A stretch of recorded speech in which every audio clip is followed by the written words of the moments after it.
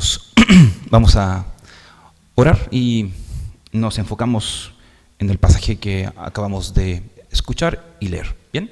Les invito a orar. Señor, en esta hora queremos también pedirte que tú nos ayudes, que tú puedas otorgarnos la gracia para poder entender lo que hemos leído. Tal vez es una historia conocida, una historia que en más de una ocasión ya hemos considerado. De hecho, todo el libro de Jonás es muy conocido para nosotros, sobre todo aquellos que hemos crecido en la escuela dominical y hemos cantado cánticos en relación a esta historia. Sin embargo, yo te pido, Señor, que tú nos permitas poder profundizar un poco más, y solo podemos hacerlo con tu ayuda. Solamente tú puedes hablarnos a través de este pasaje a nuestra propia situación, a las circunstancias por las que estamos pasando, y puedes animarnos. Es tu palabra la que nos sostiene. Eres tú, Señor, el que puede animarnos. En mí no hay poder en ningún hombre que pueda mantener tu iglesia, sostenerla y hacer que ella avance. Solamente tú, y por esa razón te pedimos humildemente que tú puedas hablarnos. Ayúdame, Señor, para poder ser fiel a tu palabra y que tus hijos aquí presentes que buscan ser alimentados puedan, Señor, ser alimentados por ti. Te lo pido en el nombre de Jesús. Amén. Amén.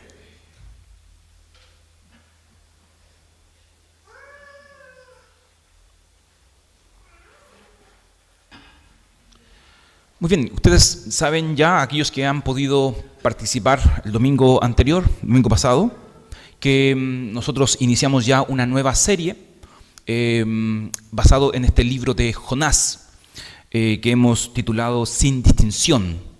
¿Con qué propósito? ¿Con qué fin? El propósito de esta nueva serie es poder enfocarnos un poquito en misiones. De alguna manera, la idea es que podamos volver a repensar en la misión, repensar en lo que es nuestro propósito como iglesia, que es ser una luz para nuestra ciudad de Temuco. Y si lo ampliamos así, quizás podremos incluso definirlo un poco más micro, más cercano. Ser una luz para mis compañeros de trabajo, mis vecinos, mis familiares, personas que no conocen evangelio.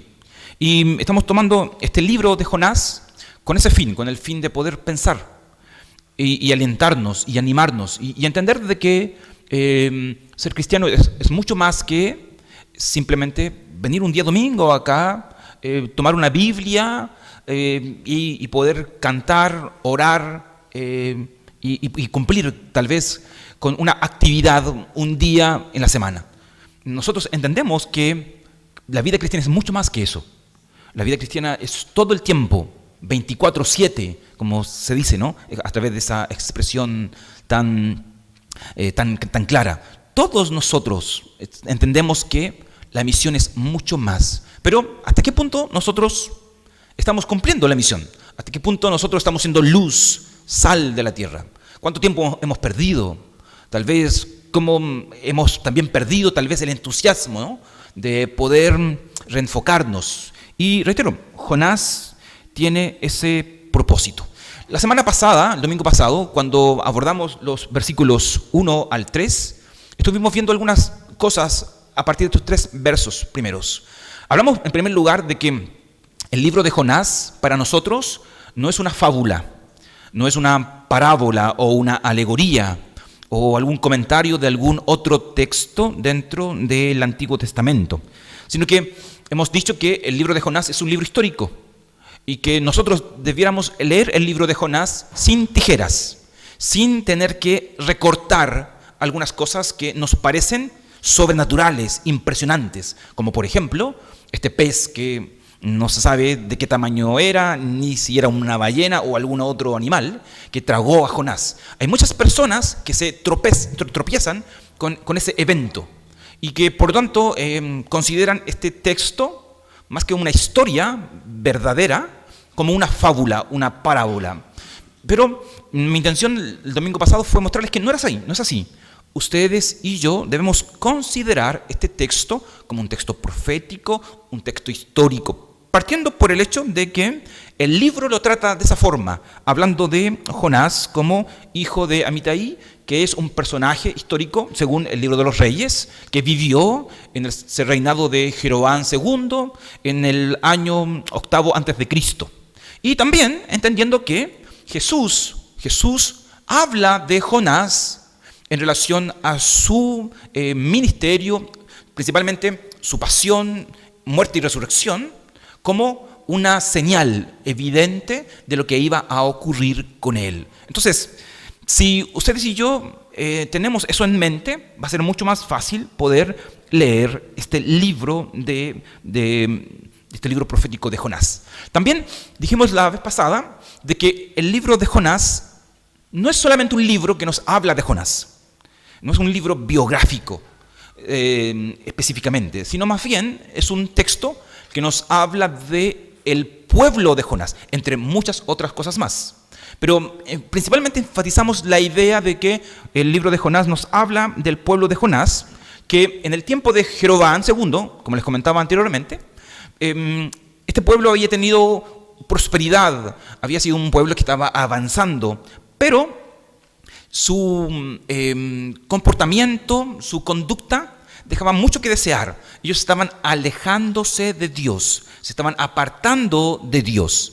Y eso nos mostraba un poco a través del mismo Jonás y su actitud, que el pueblo de Israel, este reino guiado por Jeroboam II, estaba perdiendo su propósito de ser una luz para las naciones de aquel entonces. Y ahí estuvimos mirando un poquito el texto de Deuteronomio, donde se nos hablaba de que el propósito de Israel al momento de obedecer los mandamientos de Dios y seguir los estatutos era mostrarle a las naciones que estaban a su alrededor la sabiduría de Dios, la inteligencia de Dios a través del comportamiento del pueblo.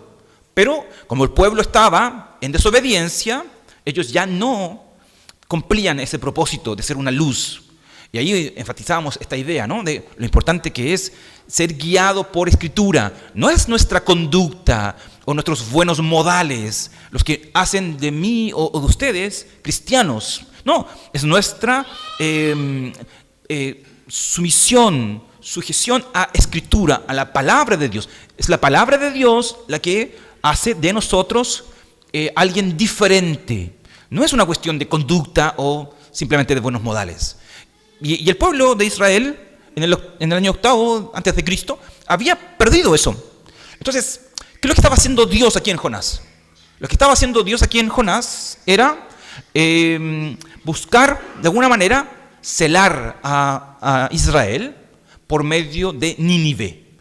De hecho, eso es lo que dice Deuteronomio 34, que si el pueblo de Israel entraba en apostasía, buscaba a otros dioses, Dios lo que iba a hacer es buscar a un pueblo que no era su pueblo e iba a entrar en un contacto con ellos, e iba a tener misericordia de ellos y así por delante.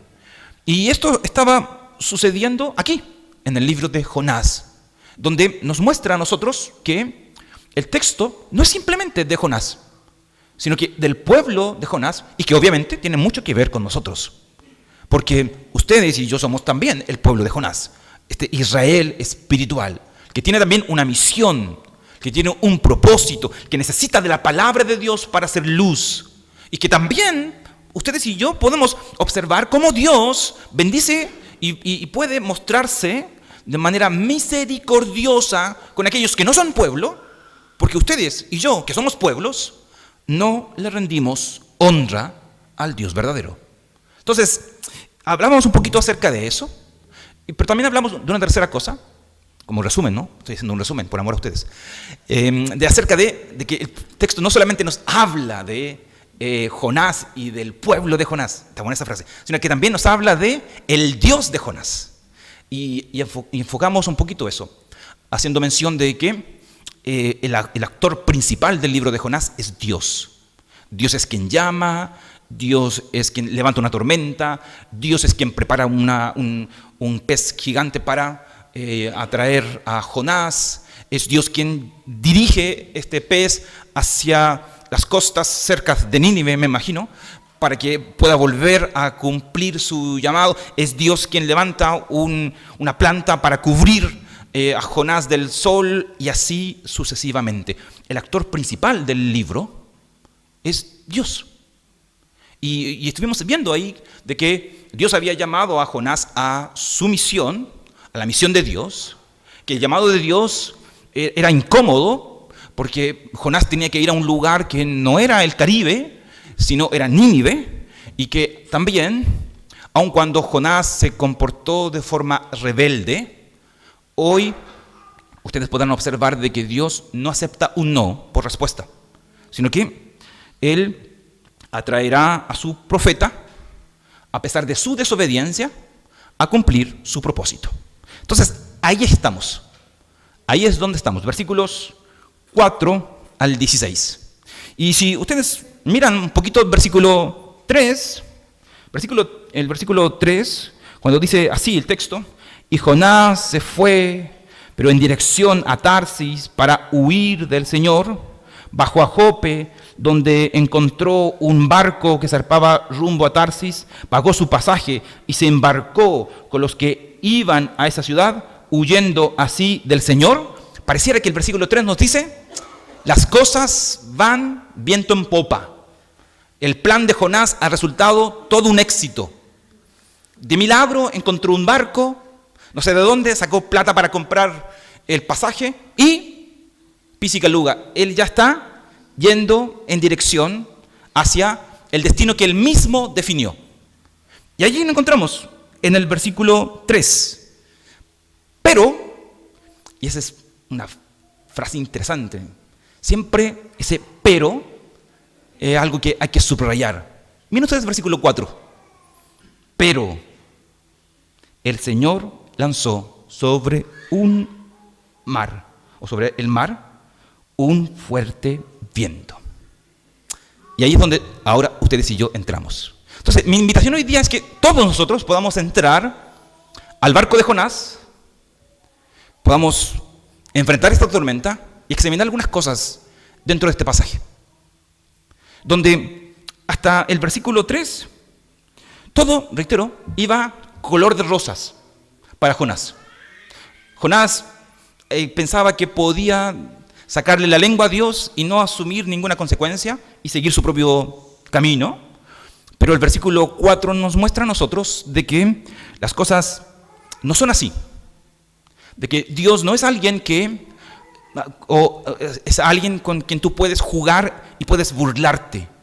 No es alguien que simplemente observa y no hace nada ante la desobediencia deliberada de aquellos que son sus hijos. Que Dios actúa y que cuando Él actúa, Él puede cambiar las cosas, aun cuando pareciera que todo va, reitero, color de rosas. Y Él actúa en muchas ocasiones para corregirnos, para cambiar el rumbo, para mostrarnos nuestros errores, para restaurarnos, para disciplinarnos, etcétera, etcétera. Dios, en ese sentido,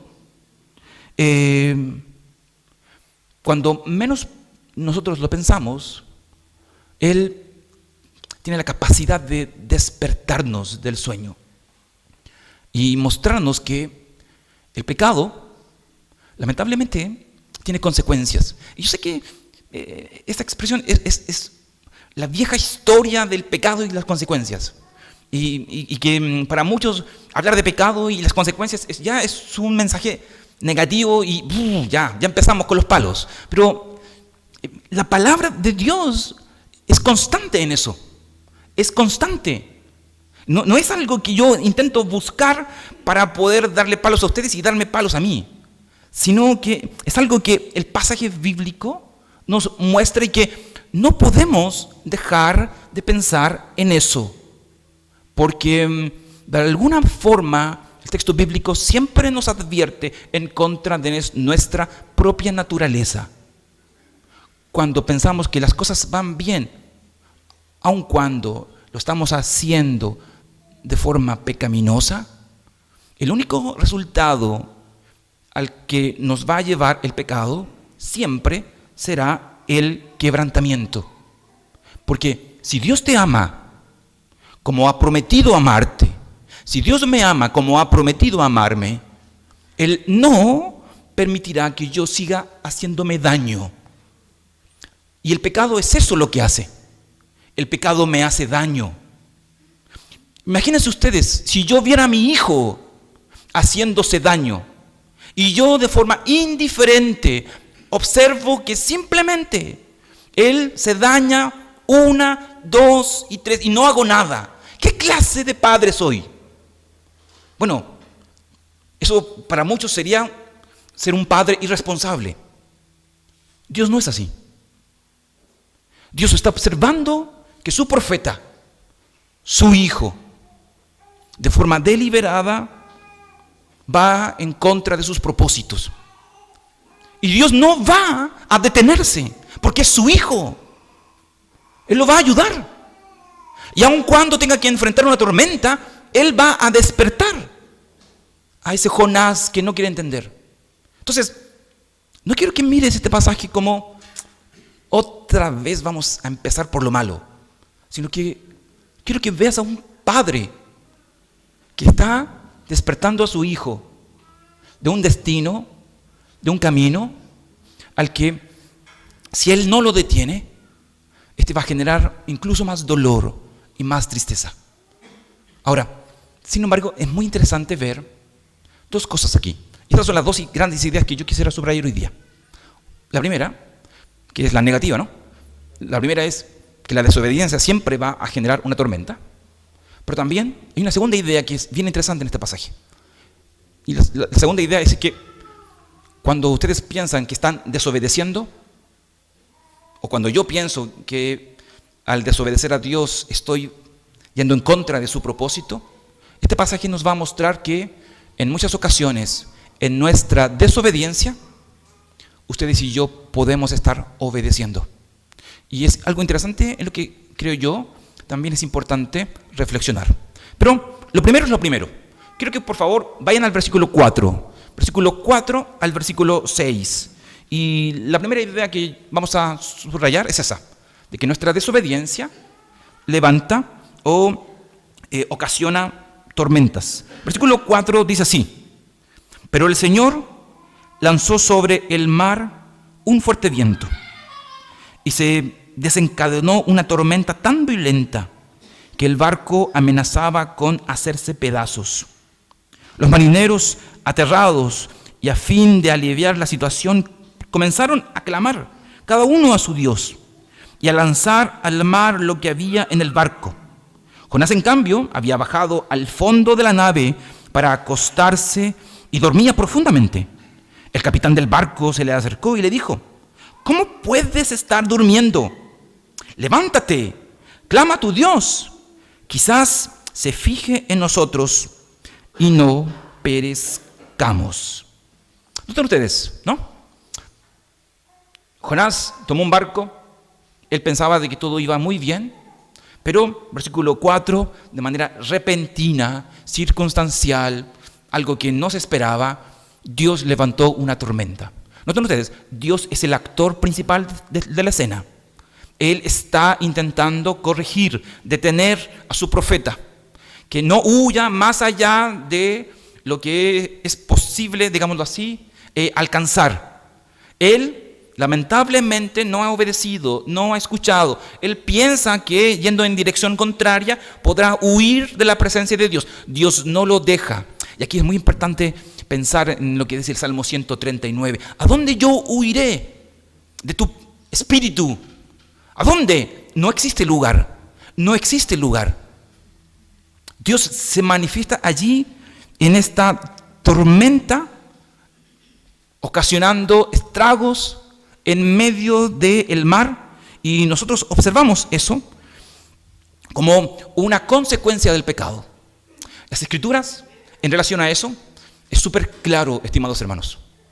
Sobre todo los libros de sabiduría, el libro de Proverbios, hay dos enseñanzas bien principales con respecto a cómo Dios se relaciona con el pecado. En algunos pasajes ustedes pueden observar de que Dios castiga personalmente el pecado, pero en otras ocasiones, en otros textos bíblicos, en los libros de sabiduría, ustedes observan de que es el pecado quien castiga al propio pecador a través de las consecuencias que sufre. El punto es que el pecado siempre va a generar un problema, siempre va a traer consecuencias. Y por esa razón es que ninguno de los que estamos aquí presentes debiéramos acostumbrarnos a vivir en un estado de pecado. No debiéramos nosotros familiarizarlo o acostumbrarnos a vivir bajo esa condición. Por eso es que nosotros siempre resaltamos la idea de la confesión de pecados en el culto, en casa, el arrepentirnos continuamente, porque entre más ustedes y yo dejamos que el pecado habite con nosotros, más insensibles nos ponemos, menos rechazo tenemos hacia el pecado. Y esa forma de vivir no es la de un creyente. El creyente, según la Escritura, está muerto para el pecado. El creyente, según la Escritura, no presenta su cuerpo, sus miembros en servicio al pecado. El creyente debe ser un especialista en detectar el pecado en su corazón, arrepentirse y apartarse. No solamente por miedo a las consecuencias, lo cual obviamente ya es un argumento que no deberíamos dejar pasar de largo. Pero si fuera solamente por miedo, el cristianismo sería una religión del miedo. No es el miedo el que te lleva a ti y a mí a arrepentirnos y a confesar. Si eso es así, creo que te has equivocado al leer la Escritura. No es el miedo el que nos conduce a la confesión. No es el miedo el que nos conduce al arrepentimiento. Es el amor. Es el amor. Es el amor a Dios. Es el amor a ese Padre que envió a su Hijo para curarme de mi mal, para curarme de mi condición, para librarme de mi pecado. Es el amor lo que me mueve a mí a apartarme del pecado, acercarme a Dios. Es el amor. Si es el miedo, reitero, has entendido de forma equivocada tu relación con Dios. Porque Dios no es el tirano que muchos creen, que castiga cada vez que te equivocas. No, Dios es el Padre que nos corrige, que nos cuida y que ha dado a su Hijo para librarnos de nuestro peor enemigo, el pecado. Por eso, cuando nosotros tratamos con el pecado, hay que ser muy cuidadosos, porque el pecado trae consecuencias. Y en ocasiones, esas consecuencias no son tan evidentes. Muchos han mostrado de que el pecado en muchas ocasiones se manifiesta en la vida de nosotros como quien se expone a la radiación. Tú vas a estar presente, tú vas a practicar el pecado y posiblemente no vas a sentir nada, pero estás siendo afectado. El pecado no es como un disparo o como un desgarro, no, es como manifestarse o estar presente ante la radiación y que con el tiempo esto va generando problemas dentro de ti. Va estableciendo hábitos, comportamientos, conducta. Tu conciencia ya no es la misma de antes. Antes tú considerabas algunas cosas malas, hoy ya no las consideras tan malas porque el pecado te ha vencido. De alguna forma y progresivamente el pecado va ganando terreno y te daña. Pero lo más triste, si es que tuviéramos que decir eso, el pecado no solamente te daña a ti, el pecado también daña a las personas que están cerca de ti. Miren ustedes el texto que acabamos de leer. Jonás no está solo en el barco. ¿Qué culpa tienen esos marineros de tener que enfrentar esa tormenta? ¿Qué culpa tienen?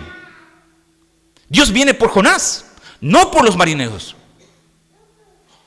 Pero el pecado afecta a los que están a tu alrededor. Lamentablemente es así. El pecado afecta a tus amigos, a tus familiares. Nunca sufres solo, nunca. El pecado siempre daña a los que más amas. Y en este caso, aun cuando quizás la cercanía no es tanto, noten ustedes, los marineros, si ustedes observan el pasaje, ustedes van a ver a marineros experimentados, desesperados. ¿Por qué? Porque se están enfrentando a una tormenta que quizás nunca antes en su vida habían enfrentado. Ustedes observan el pasaje, ustedes observarán de que el versículo 4 nos dice de que la tormenta amenaza con destruir el barco. El versículo 5, el texto nos dice que los marineros experimentados están aterrados frente a lo que están viendo sus ojos. Ellos no saben qué hacer. Le prenden una velita a cada Dios que está ahí. Claman, están desechándose o quitando todas aquellas cosas que están dentro del barco para que ojalá puedan preservar la vida aun cuando lo pierdan todo. Ellos buscan una respuesta, versículo 7. A través de la suerte, que era una costumbre, buscan saber quién es el culpable de esto, por qué está sucediendo esto. Y don Jonás, el perla, versículo 6, duerme profundamente. Qué contraste, ¿no? Qué contraste. Juan Calvino dice que en muchas ocasiones el pecado genera esa clase de indiferencia. Mientras otros sufren, se preocupan, lloran, el pecador es indiferente. Indiferente. Porque no sabe lo dañino que es el pecado y tampoco entiende cómo esto afecta a los demás. Hay un puritano del siglo XIX que al citar este texto de Jonás, él dice que Jonás está en algo que se llama el sueño de la tristeza. El sueño de la tristeza, según este puritano, consiste en que tú te vas a dormir e intentas escapar un momento de la realidad, pensando de que la tormenta va a pasar, pero que cuando tú despiertas, la tormenta sigue ahí. Ahí. No se ha movido nada, porque el tema no está resuelto. Entonces, no puedo cansarme de repetir esto, porque es una advertencia para ustedes, pero también es para mí y para todos los que estamos aquí presentes. No solamente para ustedes, reitero, es para todos los que estamos aquí. El pecado siempre produce consecuencias, levanta una tormenta. Por eso, no juegues con el pecado. No creas que puedes jugar con el pecado y no quemarte. No pienses que tus acciones solamente te afectan a ti. No, no es verdad. Tus acciones afectan también a los que están a tu alrededor, a los que tú amas, a los que tú cuidas, a los que tú quieres. Pero principalmente afecta esta relación con Dios. El pecado siempre genera una tormenta. Pero hay una segunda verdad. Esta es mi segunda y última. Versículos 8 al 16.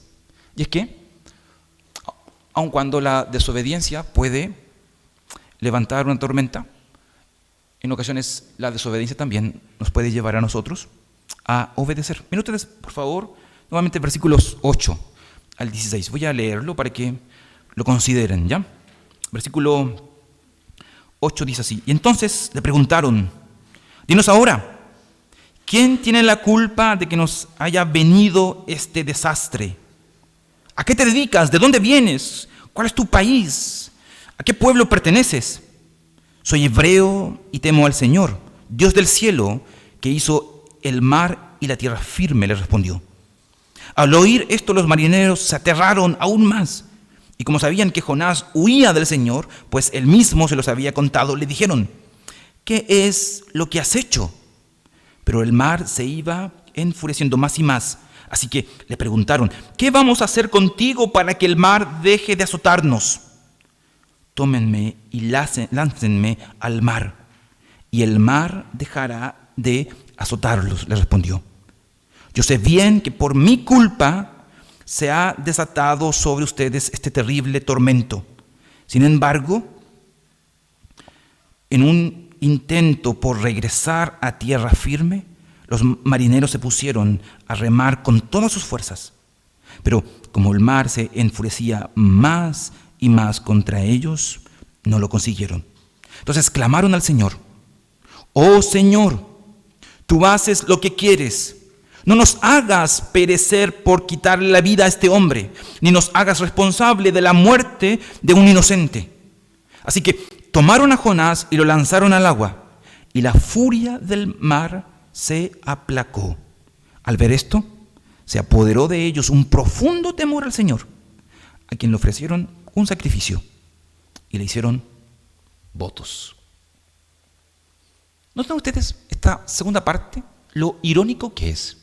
Es muy irónico. Dios pareciera que le encanta eso. Ser irónico en muchas partes de las Escrituras como Él escribe.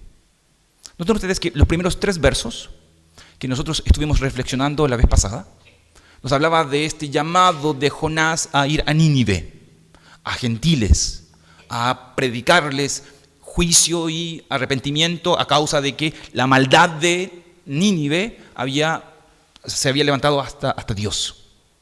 Pero Jonás había decidido ir en dirección contraria. Él no quería nada con gentiles. Él despreciaba probablemente a todos aquellos que no pertenecían a su comunidad de fe. Pero ustedes lo ven aquí, en este pasaje, hablándole a gentiles. Y donde la tormenta que ustedes observan que se presenta en este mar no es a causa de los gentiles, como ocurría con Nínive, sino que es ahora a causa de la actitud de Jonás. Jonás y su maldad es la que ha levantado esta tormenta y ha producido el acto de Dios. Jonás, en este caso, está haciendo aquel que no quería hacer, como los gentiles, y está llevando a cabo una labor que él no deseaba hacer, y por eso que él se fue en una dirección contraria. Ustedes pueden observar a partir de este texto de que aquello que tanto Jonás despreciaba y de lo que él huyó, a partir de este pasaje,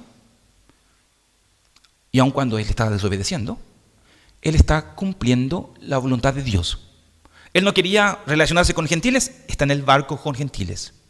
Él no quería hablar de Dios ni de su verdad, él está siendo interrogado por los gentiles y él está diciendo: soy hebreo, soy profeta, soy temeroso del Dios del cielo y de la tierra. Todo lo que él no quiso hacerlo allá en Nínive, él está haciendo aquí, en el barco, y en una condición de desobediencia. Ahora, es importante decir, obviamente, que el camino de la desobediencia no es el mejor camino. Para Dios, la desobediencia y la obediencia no son lo mismo. Y es importante hacer eso. Romanos 6 nos dice eso, que Dios, en ese sentido, no se siente agradado porque en el pecado tú y yo podemos llevar a cabo su voluntad. La desobediencia nunca es el camino, nunca. Y aun cuando ustedes y yo, en el estado de desobediencia, podamos cumplir el propósito de Dios, ustedes y yo tenemos que asumir las consecuencias de mi pecado de desobediencia. Porque la desobediencia nunca es el camino de Dios. Pero, como Dios es soberano, y Él puede usar todo lo que Él ha creado para cumplir sus propósitos, Él incluso en mi desobediencia, Él puede llevar a cabo lo que Él ha establecido desde un principio. Y eso, obviamente, es glorioso. Porque Dios nunca es vencido. Dios nunca es derrotado. Yo nunca podré ir en contra de sus planes. Él siempre llevará a cabo sus propósitos, aun cuando yo esté pecando. Pero reitero, el camino de la desobediencia no es tu camino, ni es mi camino. No es el camino recomendable, porque ese camino levanta tormentas. Ese camino trae consecuencias. Ese camino nos genera daño. Y aun cuando Jonás puede estar siendo utilizado por Dios, eso no nos permite a nosotros poder decir de que el camino de Jonás es el camino que tú y yo debemos tomar. Noten ustedes la escena. Los marineros aquí están interrogando a Jonás. Pero antes de eso, es bien interesante notar de que un pagano, una persona que no busca a Dios, esté pidiéndole a Jonás que ore a Dios.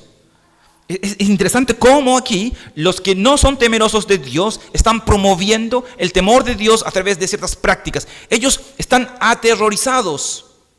Ellos sienten miedo por la tormenta. Ellos sienten miedo por su vida. Jonás duerme. Es importante, obviamente, también decir que no porque tú y yo podamos ir cada noche a dormir a la cama tranquilos, es porque las cosas están bien. Esa clase de tranquilidad no necesariamente está relacionado con la paz.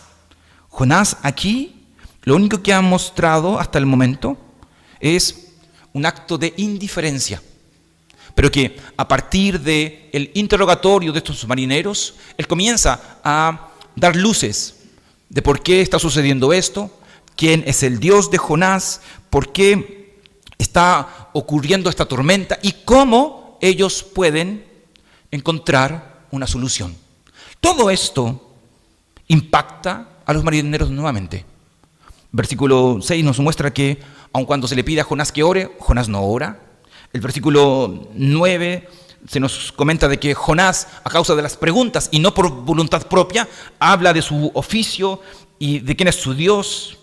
Y obviamente, al escuchar de que el Dios de Jonás es el Dios del mar, del cielo y de la tierra seca, todos allí están impresionados, porque si tu Dios es el Dios del mar, ¿qué estás haciendo aquí, Jonás? ¿Qué estás haciendo aquí? Ellos están aterrorizados. Y aun cuando Jonás pareciera que apenas se da cuenta de la situación, él otorga una luz en este túnel. ¿Cuál es la solución aquí? Según Jonás, versículo 12 y 15, la solución es que Jonás sea echado en el mar para que todo se calme. Si ustedes miran el texto, también aquí es muy loable la actitud de los marineros. Porque los marineros, que son gentiles, que no son parte de la comunidad de fe de Jonás, en lugar de decir, ya, ok, vamos al agua, ellos se esfuerzan para que Jonás no sufra el castigo de Dios. Miren qué contraste de estos marineros con Jonás en los primeros 3 versículos. Dios le dijo a Jonás lo que iba a suceder con Nínive. Dios mandó a Jonás para que les advirtiera a Nínive y no sufrieran el castigo de Dios. Pero Jonás es indiferente. Jonás es indiferente. No así estos marineros. No es así. Y evidentemente el pasaje nos hace mención de que Jonás, en la circunstancia en la que se encuentra, es al final echado al mar y la tormenta se convierte en una taza de leche. Todo se calma, todo es pacífico, porque el problema aquí es Jonás y no los marineros. Y el momento de él expresar esa solución, evidentemente, Él no solamente está dando una solución, Él está asumiendo también su responsabilidad como aquel que ha levantado esta tormenta y que por causa de Él está sucediendo todo esto. Y Él evidentemente también está asumiendo una actitud diferente, aun cuando le ha costado una tormenta. Pero Él está entendiendo de que las personas que están en el barco son personas. Y que esas personas que están en el barco también son importantes. Y que también necesitan ser ayudadas. Y que esas personas, aun cuando no son parte de la comunidad de fe, son seres humanos. Y que yo debo amar y que yo debo cuidar. Y que por quien también yo debiera sacrificarme. Y esa misma actitud, todos allí en el barco, es la que quizás también a nosotros nos cuesta en la actualidad admitir. Pensamos mucho nosotros en nuestra comunidad de fe. Pensamos mucho en nosotros, pero no en los que están afuera. Pensamos mucho en lo que está pasando aquí adentro, pero no vemos la tormenta que está allá afuera. Somos muy apáticos, muy indiferentes a lo que ocurre en el mundo. Siempre estamos pensando en el cielo, que venga Cristo pronto, que el fin del mundo llegue. Pero, ¿qué pasa con los marineros? ¿Qué pasa con aquellos que hoy día están sin Cristo? Y que necesitan no solamente palabras acerca de Dios, sino acciones. Alguien que ocupe su lugar. La única forma en que las personas puedan ser cambiadas es a través de un amor sacrificial. Y no lograremos sacrificarnos y amar a los demás aquí sentados. No lograremos hacer eso pensando solamente en nosotros y no pensando en las necesidades de los demás. Evangelio y este hermoso mensaje de Dios no es algo solamente para ti, para guardarlo aquí. Es algo que tú tienes que compartir.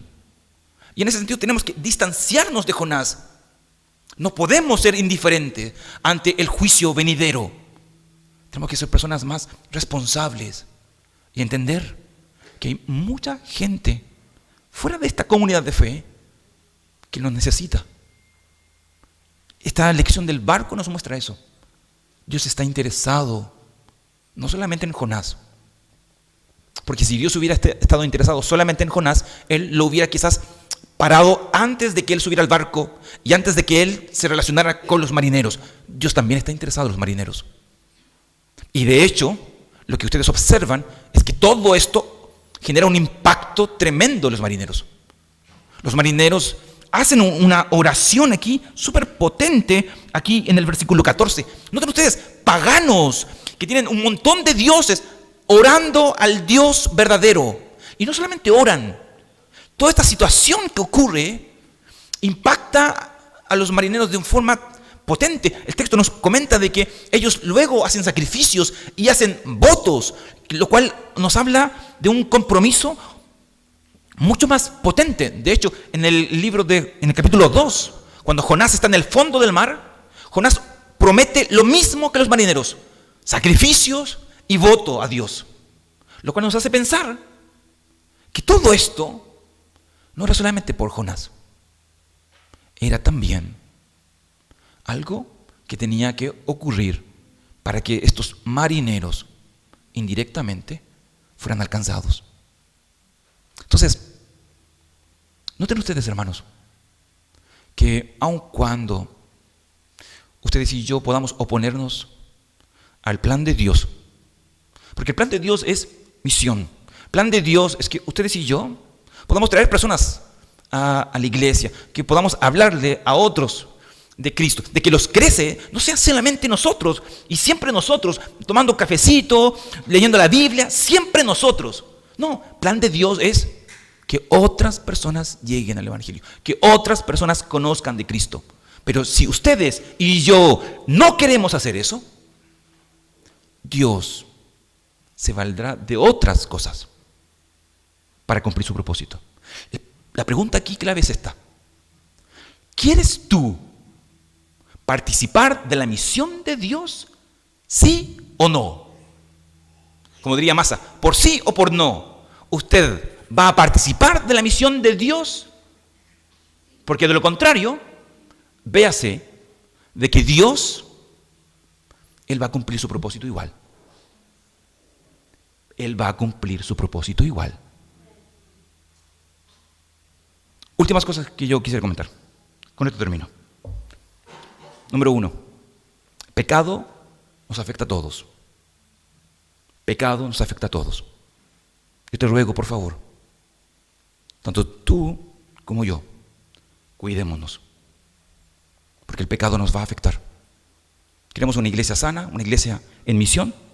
Esforcémonos por vivir en santidad. Esforcémonos por hacer la voluntad de Dios. 2. El problema de Jonás, y quizás también es nuestro problema, es que ustedes y yo siempre desconfiamos de Dios. Jonás, cuando pensó en Nínive, pensó en que se iba hacia un viaje desastroso. Él nunca pensó que Dios quería hacer algo con él y con Nínive. El problema de Jonás es el mismo problema que nosotros tenemos. Desconfiamos de Dios. Pero yo quiero decirte algo. No desconfíes de Dios. No desconfíes de sus planes. Si Él nos ha dado a su Hijo, tú y yo no tenemos ninguna razón para desconfiar de Él. No desconfiemos de Dios. Él realmente está ocupado de tu bienestar, de mi bienestar, de nuestro bienestar. El camino es obediencia. 3. Dios puede usar nuestra desobediencia para cumplir sus propósitos. Pero, aun cuando Dios te pueda usar a ti en tu desobediencia, eso no significa que vas a librarte de las consecuencias. Por tanto, no uses ese camino. El camino de la desobediencia no es nuestro camino. Y último, ustedes aquí en Jonás y en el acto de Jonás ven algo que todos nosotros debiéramos no solamente contemplar, sino también imitar: a Jesucristo. Jonás es lanzado al mar, el mar se calma y los marineros son salvados. La Escritura nos dice que este evento es algo que apunta más allá de Jonás y esta tormenta. Jesús está aquí representado. Jesús es lanzado también al mar de la ira de Dios, para no salvar a un par de marineros, sino para salvar a todos nosotros. A todos nosotros. No porque Él sea el responsable de la tormenta, somos nosotros los responsables. Pero Él sufrió por nosotros para hacernos pueblo y para cumplir una misión. Yo quiero que no te olvides, por favor, de la misión. La misión para la cual tú fuiste rescatado, para la cual yo fui rescatado. Ser luz y seguir camino de Jesús. Vamos a orar. Bien, Señor, yo te pido en esta hora que tú nos ayudes a poder recapacitar un poco, reflexionar a partir de tu palabra. Ayúdanos, Señor, a entender de que todos estamos en el barco, que te necesitamos y que necesitamos poder quitar de nosotros la indiferencia, la apatía y poder pensar no solamente en nosotros, sino también en los que están a nuestro alrededor. Tenemos los medios, hay oportunidades constantemente. No permitas que seamos como Jonás, que rechacemos este llamado. No queremos tener que enfrentar tormentas. Queremos hacer tu voluntad. Queremos obedecerte. Queremos llevar a cabo la misión. Ayúdanos, Señor. Ayúdanos. Despiértanos. No permitas que nos vayamos a dormir allá al fondo, en ese sueño de la tristeza, sino que al contrario, ayúdanos a llevar a cabo nuestra misión. Te lo pedimos, Señor, en el nombre de Jesús. Amén.